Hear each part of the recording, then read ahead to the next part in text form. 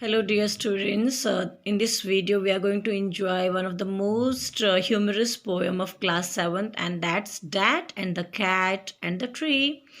So आपको नहीं लगता कि इस पोएम का नाम ऐसे कैसे है? डैड भी है, कैट भी है, ट्री भी है। ऐसा इसमें क्या है कि डैड भी हैं और कैट भी हैं और ट्री भी हैं? सो बच्चों, कई बार क्या होता है, हम देखते हैं कि जो बिल्लियाँ होती हैं वो पेड़ पे चढ़ती हैं, और कभी कभी ऐसा होता है कि वो बहुत ऊंचे चढ़ जाती हैं पेड़ पे और वहाँ जाके वो फंस जाती हैं। अब बेचारी बिल्लियाँ अपने आप तो नीचे नहीं आ सकती, तो इन्हें नीचे लाने के लिए हमें मदद करनी पड़ती है। सो इस पोयम में एक डैड हैं, वो एक बिल्ली की मदद करना चाहते हैं, उसको पेड़ से नीचे लेके आना चाहते हैं। तो देखते हैं इस पोयम में जो डैड हैं, क्या वो एक बहुत अच्छे क्लाइंबर हैं, क्या वो पेड़ में बहुत अच्छे ढंग से चढ़ सकते हैं, और बिल्ली को बचाने के लिए उनके क्या क्या प्लान थे। आओ बच्चों, let's enjoy this poem. So here in this picture you can see this is tree and it's crooked, टेढ़ा मेढ़ा है। बीच में यहाँ पे बिल्ली जो है वो फंसी हुई है, और ये डैड हैं और सीढ़ी लगा रहे हैं और उस बिल्ली को बचाने की कोशिश कर रहे हैं। And near by his wife is there, बगल में जो डैड है उनकी वाइफ भी है, एक छोटी सी गुड़िया भी है। सो लेट अस सी कि पापा क्या क्या प्लानिंग करते हैं, डैड क्या क्या प्लानिंग करते हैं कैट को नीचे उतारने के लिए। This morning a cat got struck in a tree, dad said right just leave it to me. अरे आज सुबह क्या हुआ, आज सुबह ना एक बिल्ली हमारा जो पेड़ है उसमें फंस गई। पापा ने कहा अरे चिंता मत करो, ये सब मेरे ऊपर छोड़ दो, मैं उस बिल्ली को बचाऊंगा। The tree was wobbly, the tree was tall. Mom said, for goodness sake, don't fall. अब जो ये पेड़ था ये बहुत लड़खड़ा रहा था, मतलब बहुत पतला था, बहुत लंबा था, तो इतना ज़्यादा वो हिलता डुलता था और पेड़ बहुत लंबा भी था।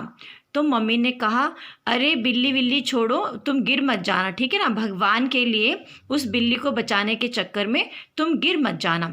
Fall, scoffed at. A climber like me. Child's play, this is. You wait and see. और फिर डैड ने कहा, स्कॉफ होता है ऐसे अहंकार में, घमंड में, कहते गिरूंगा मैं, अरे क्या बात करती है, मैं तो बहुत अच्छा क्लाइंबर हूँ और मेरे लिए तो ये दाएं हाथ की चुटकी के समान है। चाइल्ड प्ले होता है बहुत ही आसान। अरे तुम रुको और देखो मैं कैसे इतनी आसानी से इस बिल्ली को इस पेड़ से नीचे ले आऊँगा और बचाऊँगा। अरे तुम बिल्कुल परेशान मत करो, ये तो मेरे दाएं हाथ का खेल है। तो इस प्रकार डैड ने स्कॉफिंग किया, मतलब घमंड में बोला, प्राउड में बोला। He got out the ladder from the garden shed, it slipped, he landed in the flower bed. अब उसके बाद पापा गए और उनका जो गार्डन था वहाँ पर एक शेड था, छप्पर था, एक कमरा था, उसमें एक लैडर थी, सीढ़ी थी। तो वो सीढ़ी लेके आए और उन्होंने पेड़ में उसको रखा और वो बिल्ली को बचाना चाहते थे। तो जैसे ही डैड उस सीढ़ी पे चढ़े तो वो नीचे गिर गए, और जो सीढ़ी थी वो भी स्लिप हो गई और पापा भी नीचे गिर गए। और वहाँ पर एक फूलों की क्यारी थी, पापा उस फूलों की क्यारी में गिर गए। लो जी, धड़ाम से जो डैड हैं वो फूलों की क्यारी में गिर गए। अरे ये डैड तो बहुत ज़्यादा कह रहे थे ये मेरा दाएं हाथ का काम है, ये तो मेरे लिए बहुत आसान है, लेकिन डैड को क्या हुआ, इनकी तो सीढ़ी भी फिसल गई और ये तो फूलों की क्यारी में धड़ाम से गिर गए। So students, here you can see जो ये डैड हैं, सीढ़ी नीचे गिरी हुई है, टूट चुकी हैं, और डैड भी ये फूलों की जो क्यारी है, फ्लावर बेड है, इसमें गिरे हुए हैं। इट्स सो फनी, है ना, कितनी हंसी आ रही है। ये डैड तो बहुत ज़्यादा प्राउड ही थे कि मैं तो बहुत आसानी से क्लाइम कर सकता हूँ। Never mind said dad, brushing the डॉट of his hair and his face and his trousers and his shirt. अब जब पापा फूल की क्यारी में गिर गए, वो कहते अरे कोई बात नहीं, नेवर माइंड, कोई बात नहीं, और अपने ड्रेस में, बालों में, फेस में जो धूल लग गई थी उसको वो साफ़ कर रहे थे, पैंट को साफ़ कर रहे थे, शर्ट को साफ़ कर रहे थे। कहते अरे कोई बात नहीं, नेवर माइंड, अरे अब देख कैसे आसानी से मैं इस बिल्ली को यहाँ से निकालता हूँ। We shall try plan B, stand out of the way. Mom said, don't fall again, okay? अब पापा ने कहा अरे देखो अब मैं प्लान बी ट्राई करता हूँ, ठीक है ना, और तुम थोड़ा दूर खड़े हो जाओ। अपनी वाइफ को उसने कहा तुम दूर खड़े हो जाओ और अब मैं प्लान बी ट्राई करता हूँ। तो मम्मी ने कहा अरे अब दोबारा मत गिर जाना, ठीक है ना, अब दोबारा मत गिर जाना।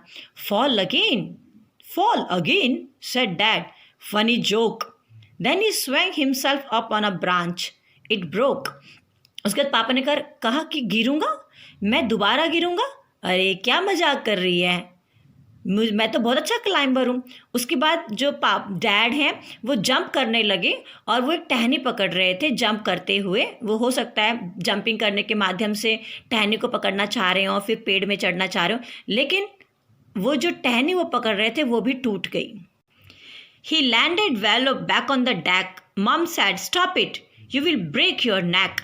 और जैसे ही पापा ने उस टहनी को पकड़ा पेड़ में चढ़ने के लिए, वो टहनी ट्रैक करके टूट गई और पापा नीचे ज़मीन में धड़ाक से गिर गए। और तो मम्मी ने कहा अरे बस करो, स्टॉप इट, बस करो, तुम अपनी गर्दन तोड़ दोगे, तुम्हारी नस चढ़ जाएगी। फिर पापा कहते rubbish, said dad, now we will try plan C, easy as winking to a climber like me. अब पापा 2 बार गिर चुके हैं, 2 बार उनका प्लान फेल हो चुका है, फिर भी पापा कहते हैं क्या बात करती है, रबिश है, बेवकूफ़ वाली बात करती है, मैं नहीं मानूंगा, हम प्लान सी को ट्राई करेंगे। और ये तो बहुत आसान है, विंक होता है, ये तो पलक झपकने के जैसे मुझसे आसान है, जैसे हम पलक झपकते ही काम हो जाता है ना, वो कहता है पलक झपकते ही ये काम हो जाएगा। अरे मैं तो बहुत अच्छा क्लाइंबर हूँ, मैं तो बहुत अच्छा पेड़ चढ़ता हूँ, मेरे लिए तो ये बहुत आसान है। Then he climbed up high on the garden wall. Guess what? He did not fall. उसके बाद क्या हुआ, ये देखो डैड, ये वो जो गार्डन है, बगीचा है, उसमें एक दीवार थी, उस दीवार पे चढ़े और उस दीवार से उन्होंने जंपिंग किया और वो पेड़ के ऊपर कूदे और वो वहाँ से गिरे नहीं है। He did not fall, वो गिरे नहीं है। He gave a great leap and he landed flat in the crook of the tree trunk. Right on the cat. और जब डैड ने इस दीवार से जंपिंग किया तो जहाँ पर कैट फंसी हुई थी, वो जो पेड़ का एरिया है, क्रूक मतलब टेढ़ा मेढ़ा वो जो एरिया है, वहाँ पर जाके पापा लैंड हो गए, वहाँ पर जाके वो बैट से गए जहाँ पर बिल्कुल कैट थी। The cat gave a yell and sprang to the ground, pleased as punch to be safe and sound. अब वो जो कैट है, जैसे ही पापा उस जगह में गए जहाँ पे बिल्ली अटकी हुई थी, उसी समय बिल्ली जोर से चिल्लाई, येल होता है चिल्लाना, जोर से चिल्लाई और वो ज़मीन में कूद गई। और ज़मीन में कूदने के बाद वो इतनी ज़्यादा संतुष्ट थी, इतनी ज़्यादा खुश थी, और ज़मीन में आने के बाद वो सेफ़ भी थी और वो साउंड भी थी। सेफ़ एंड साउंड का मतलब होता है सुरक्षित थी वो।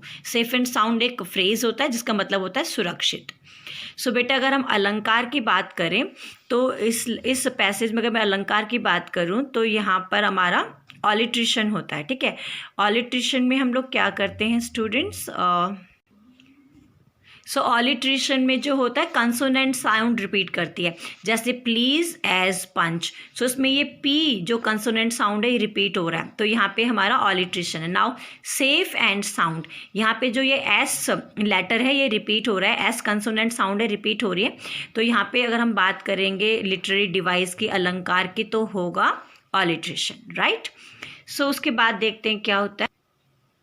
सो जैसे ही पापा बिल्ली को बचाने के लिए दीवार से होते हुए पेड़ में गए, कूदे, तो वहाँ से बिल्ली जोर से नीचे ज़मीन पे ग्राउंड में गिरती हैं और वो बहुत प्लीज्ड होती है, संतुष्ट होती है और बहुत सुरक्षित होती है।